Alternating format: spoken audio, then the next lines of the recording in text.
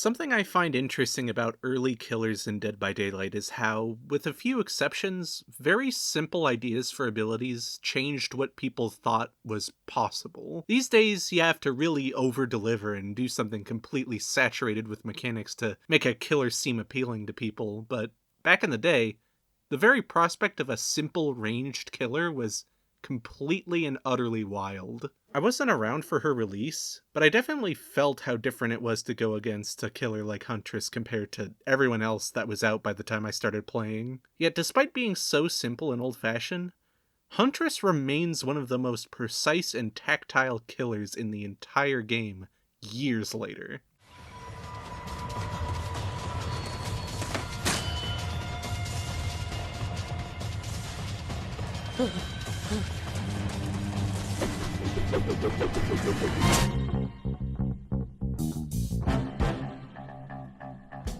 Alright, so, a ranged killer in Dead by Daylight.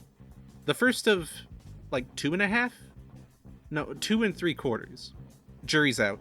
Either way, this is the most to the point you can get with that concept. You have hatchets, you can wind up, and you can throw them in an arc. A pretty long and shallow arc, in fact. When you ready up a hatchet, you can charge it up so it goes from a lazy lob to a total baseball pitch. Seriously, the velocity is deceptively high on these things. If a survivor is near and hears you grunt, they will know you are going for a hatchet throw and have ample time to get behind cover. So that means the best times to throw a hatchet are so far away that survivors don't get that time to react, or in a chase, predicting their movements so you can land a lob when they get in a straightaway or end up out in the open. Whenever a hatchet connects, that's a health state, plain and simple. You can down someone in 2 special attacks from yards away. And because of the nature of being ranged, you can usually be lethal pretty much right after you hit someone. Someone can be in the middle of damage boosting from a hatchet and get hit by a second one. It's horribly effective. So this sounds too good to be true, right? Well, there are a few pretty sizable downsides to being able to point at survivors and make them die. First off would be your speed. Now, compared to the nurse, you aren't glacially slow, but that's not saying much. You are basically a cut below a standard move speed killer, and any amount of unspeediness is going to make you lose survivors much easier if you're aiming for a simple basic attack. Then there's the lullaby, the funny song you sing. This is a constant source of non-directional audio that emits directly from you. When you get close, the survivors will hear you approaching even before your terror radius shows up. This doesn't mean being stealthy is out of the question, it just means that remaining completely undetectable is practically impossible. It varies though. Some survivors hear a lullaby or a terror radius and run away, and other survivors just don't care and repair their generator until they die. It's a significant problem to work around. I won't act like it has a secret boon to your ability to kill. It's just more balanced than it seems. Hell, if you main her, the biggest danger to your ability to kill might be your mental health, because when you're playing her, you hear the song the whole time. A bit of an aside, a cool detail is that as the trial goes on, Huntress's singing gets more and more off-kilter and crazy sounding.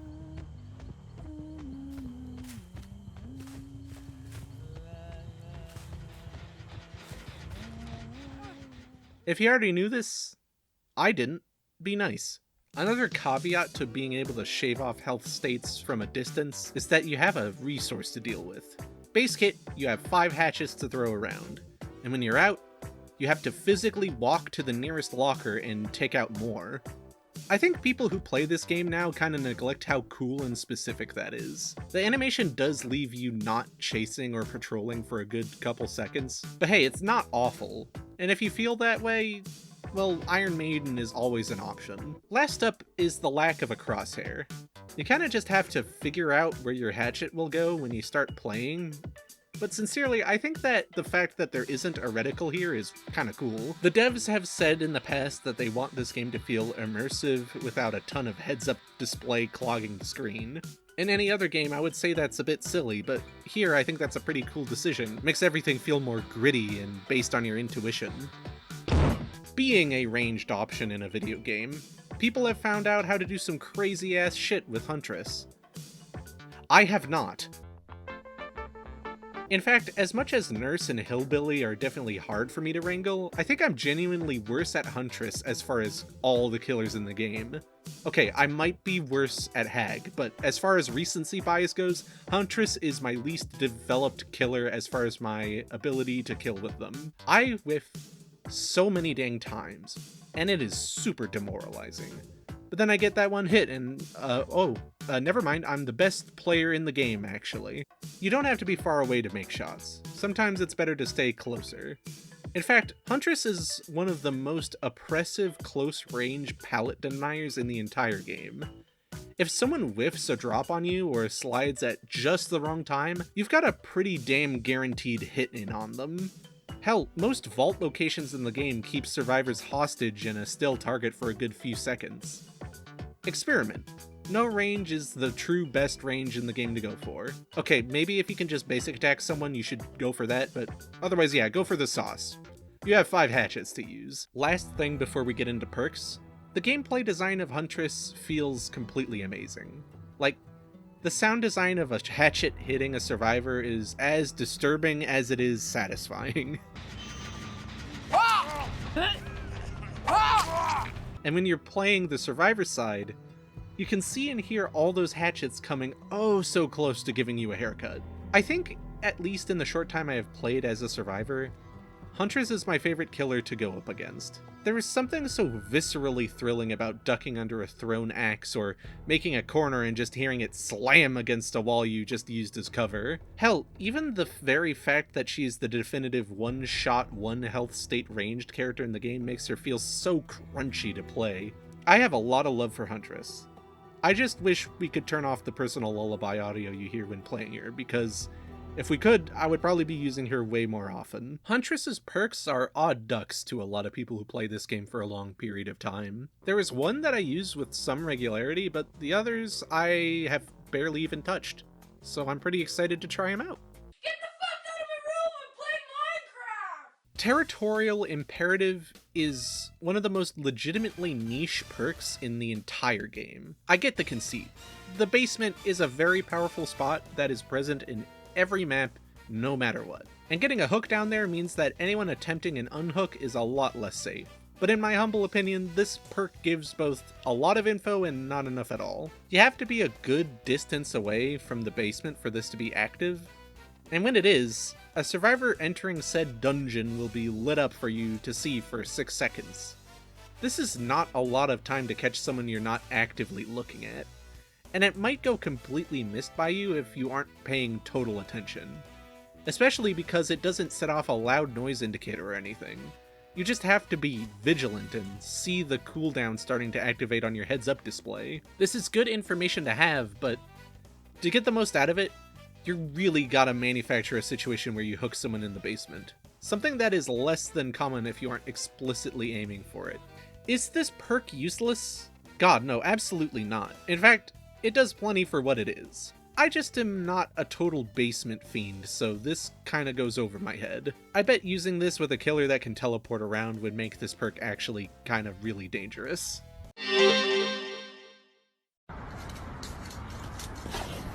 Beast of Prey is a perk that a lot of people write off. Undetectable is a good status Undetectable is a good status buff to get, but only being able to get it while in Bloodlust, a mode that shows up if you take a little bit too long to catch someone in a chase, makes it a bit of a raw deal. All things considered though, if you find yourself reaching at level 1 Bloodlust often, and let's face it, if you're going up against moderately good survivors, you are bound to have this happen at least once. Being able to be effectively untraceable if the walls are high enough is pretty damn good in a chase, actually. Think about Shack for a moment. Think about the mind games you do while you're undetectable in Shack. Now imagine being able to get a hold of undetectable in Shack as long as you stick to a survivor and don't leave the loop.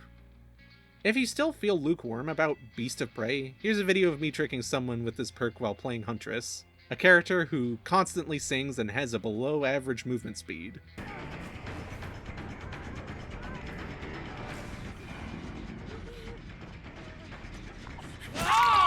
Bang! One situation where this worked. Take that, all you goddamn naysayers. This gives you blood points for the hunting category. I guess this perk needed its rarity tiers to mean something. I can't get this tune out of my head. Huntress's Lullaby is the only perk from Huntress's spread of options that I have used with any sort of regularity before this video. People say it's not good, but I gotta flat out disagree. Oh, I get to talk about hexes for the first time. Okay, so these things are super cool. A handful of perks in this game are hexes, meaning that when you spawn in, a totem representing the perk will be lit somewhere within the stage. You don't choose where it is. These effects tend to be extremely powerful, but with the caveat that survivors can completely remove the effect of a hex from the game by dismantling a totem.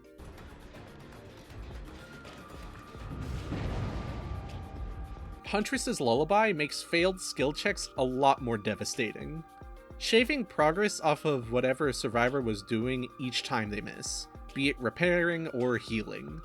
On top of this, hooking survivors will add a token to the perk, up to 5. The first 4 makes the time between when a survivor hears a heads up for a skill check and when they have to actually focus shorter and shorter.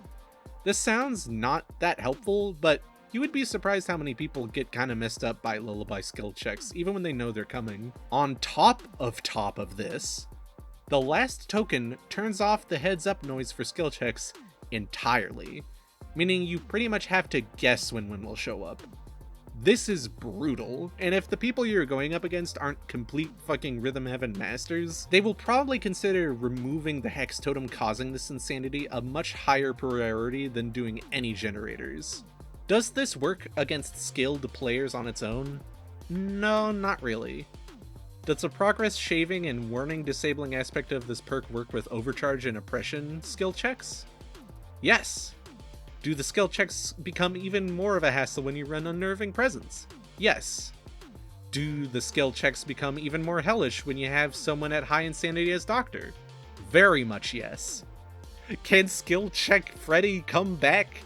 Probably. One of my favorite evil builds in this game is just skill check hell. Use this with caution, you might give someone a foot aneurysm.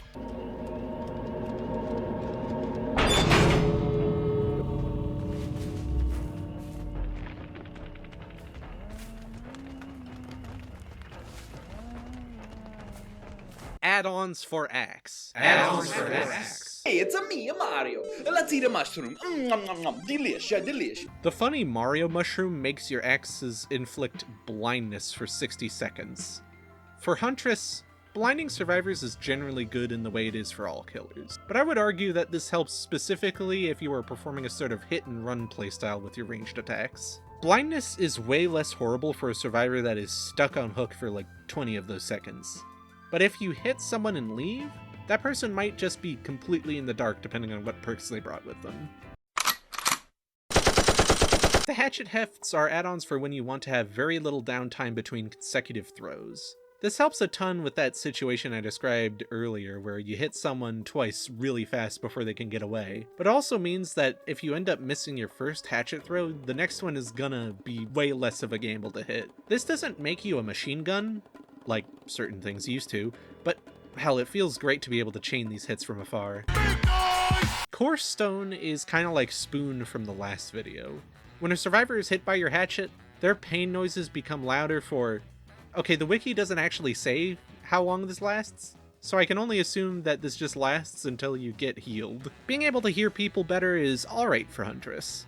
People who like to hide after you hit them are gonna be in a much shakier position just by virtue of them sounding like they're eating their own microphone.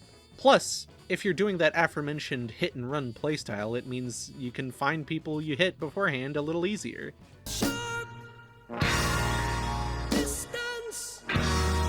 These add-ons are for turning your hatchet throw into a hand cannon shot. Hatchet travel speed is a stat that might mess you up if you're too used to the normal trajectory that axes fly, but I would genuinely recommend learning to get used to both, because slow and fast hatchets give you two very different kinds of control. Slower hatchets let you hit people easier when predicting their path, and faster hatchets tend to be easier to hit people with from afar. People might also have the travel speed of a normal hatchet in mind when dodging and completely mess it up in the early game.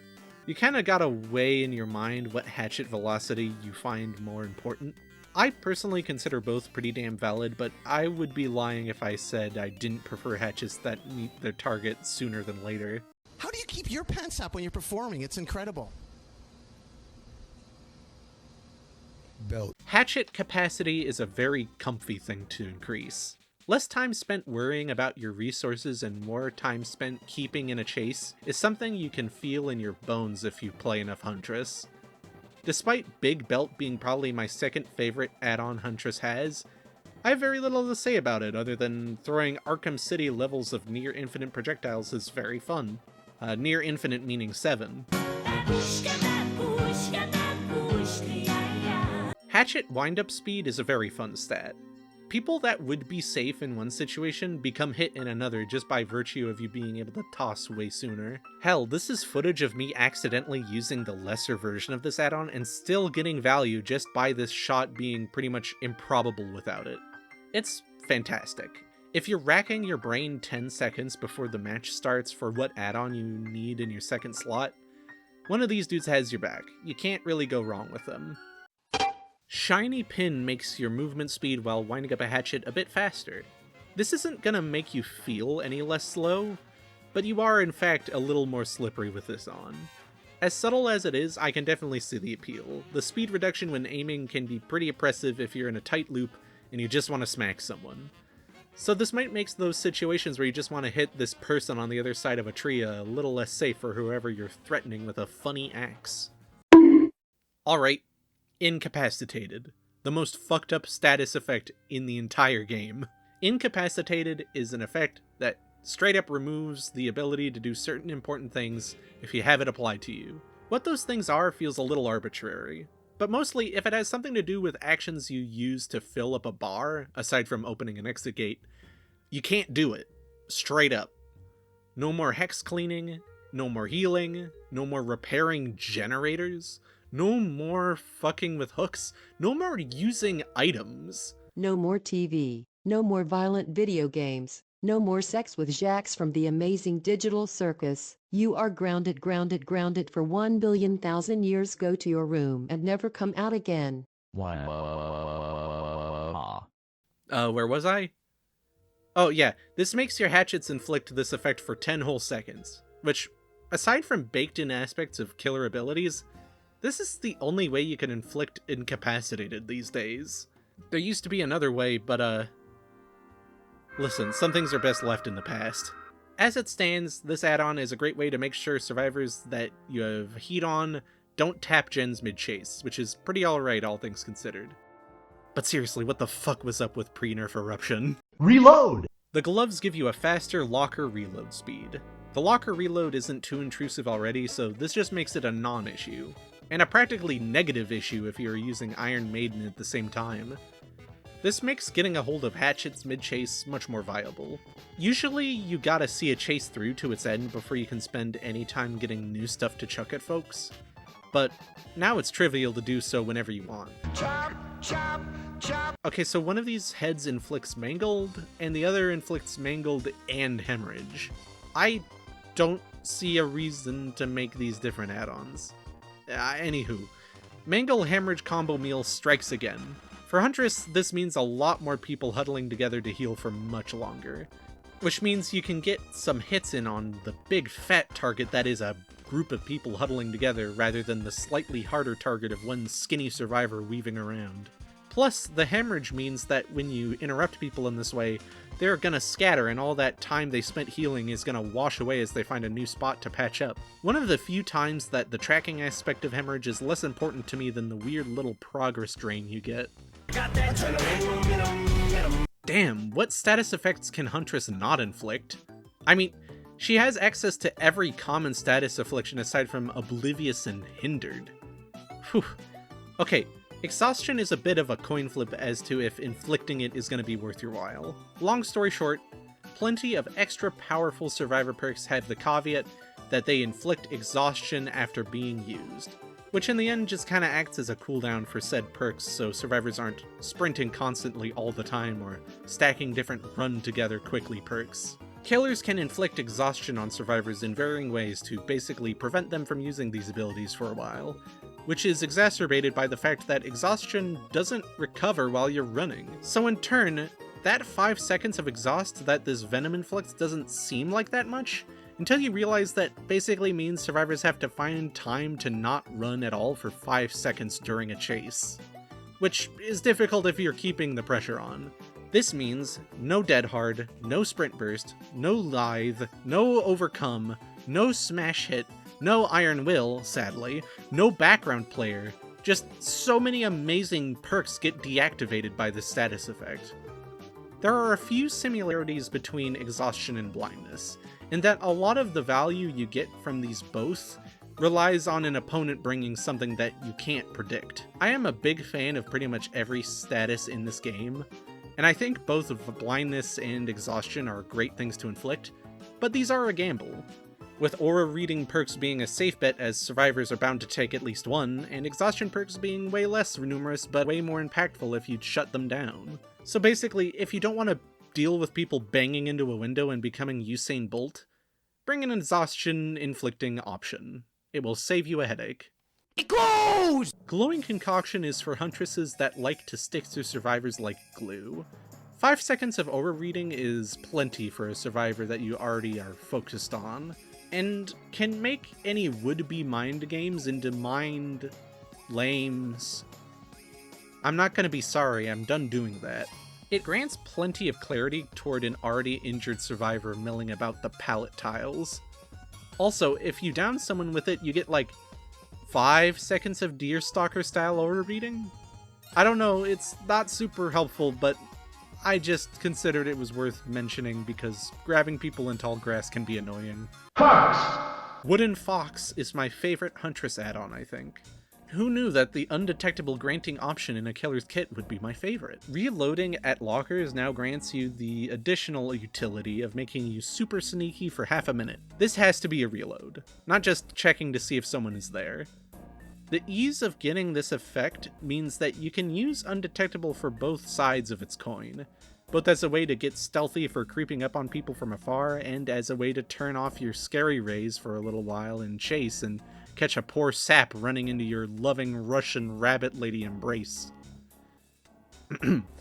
It's such a free source of undetectable with so many uses and things to consider, but I would keep in mind that since you are the Huntress, you are going to still be doing the funny song, the lullaby. Undetectable on Huntress will simply make survivors aware of when you're coming, just not where you are coming from. In a chase, this is way more discombobulating than you would ever assume. Look, if you had one... This is another case of the two iridescent add-ons being built to be used together, but both can be used to their own good effect. The first up is Iridescent Head, which sets your maximum held hatchets to 1. You can't cheese this with any of the belt add-ons, it just sets your ammo count to a single axe. As harsh as that sounds, it's for a good reason. With this add-on, your hatchets down survivors in a single hit. That means that even if you are up close, it's best to try getting that one throw in, even if it takes a millennia to line up, because, hey, your reward is an instant dying state survivor. If you miss, you kinda have to put up with the fact that your shot didn't work, which also means that you become a basic attack killer with less speed than Trapper. But hey, all things considered, you can get back that hatchet very easily. I would say try this out if you need a trial by fire way to learn how to aim. When a survivor team knows you have this, people suddenly stop saying this game is less scary the more you play. Putty, or however you say it, grants you normal killer walk speed when you are fresh out of hatchets. The option for basic attacks as Huntress is usually a backup plan. You should never neglect it, and if you have a chance to get a cheap hit in on someone, you definitely should. But it's usually just for if someone is looping really hard around a small area or ends up a bit too close for their own good. Putty makes times where you are out of hatchets a moment where you're still a genuine threat, allowing you to catch up with survivors that might still be in a mode of weaving to avoid shots rather than trying to adjust to your new speed. This also means that whiffing one of your iridescent axes isn't gonna ruin your whole day, though you can still use this with as many axes as you want, and still be lethal even if you don't reload for a while. There we have it! Huntress the Buntress. As much as I suck at aiming in Dead by Daylight, I really enjoy playing this gal. Even with other ranged killers in the game, she is pretty singular in her niche of long-ranged health state stealer. You know, this character also just feels ahead of her time. I mean, it feels super modern to just have this all super figured out hatchet swing throw thingamajig. You know, I'm glad that I've been doing all these in chronological order. I'm just gonna check the wiki for a moment just to... Hold on. Why? Okay, wait. Why is she released after so many people? Why is she... Alright, I figured it out.